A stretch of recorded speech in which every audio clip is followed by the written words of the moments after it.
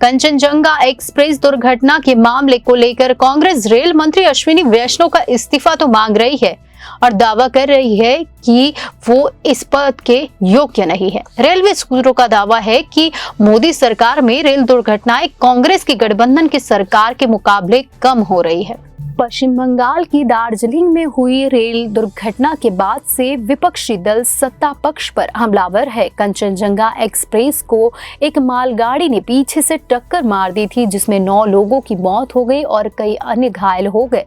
Social media से लेकर तमाम प्लेटफॉर्म पर विपक्ष की ओर से इस बात का दावा किया जा रहा है कि मौजूदा सरकार में रेल दुर्घटनाएं बढ़ी है। हालांकि रेलवे के सूत्रों ने डेटा जारी कर विपक्ष के दावों को गलत बताया।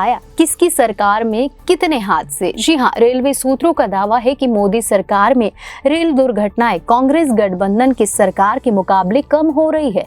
आंकड़ों के अनुसार कांग्रेस गठबंधन की सरकार में 2004 से 14 की अवधि के दौरान परिणामी ट्रेन दुर्घटनाओं की औसतन संख्या 171 प्रति वर्ष थी। वहीं दूसरी ओर मोदी सरकार में 2014 से 23 की अवधि के दौरान परिणामी ट्रेन दुर्घटना की औसत संख्या घटकर 71 प्रति वर्ष हो गई है।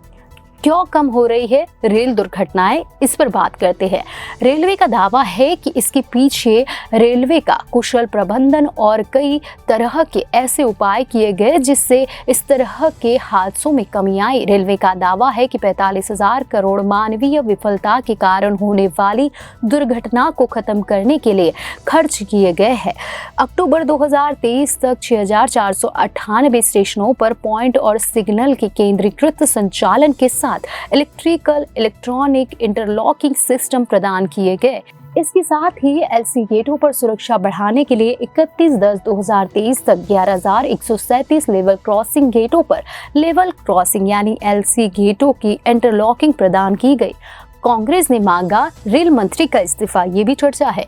कांग्रेस ने सरकार पर भारतीय रेलवे को नष्ट करने का आरोप लगाते हुए कंचनजंगा एक्सप्रेस दुर्घटना के मद्देनजर रेल मंत्री अश्विनी वैष्णव के इस्तीफे की मांग की है और कहा कि उन्हें पद पर बने रहने का कोई नैतिक अधिकार नहीं। जी हां, विपक्षी दल ने मोटरसाइकिल पर पीछे बैठकर दुर्घटना स्थल पर पहुंचने के लिए वैष्णव पर भी कटाक्ष करते हुए पूछा कि वह रेल मंत्री है या रेल मंत्री।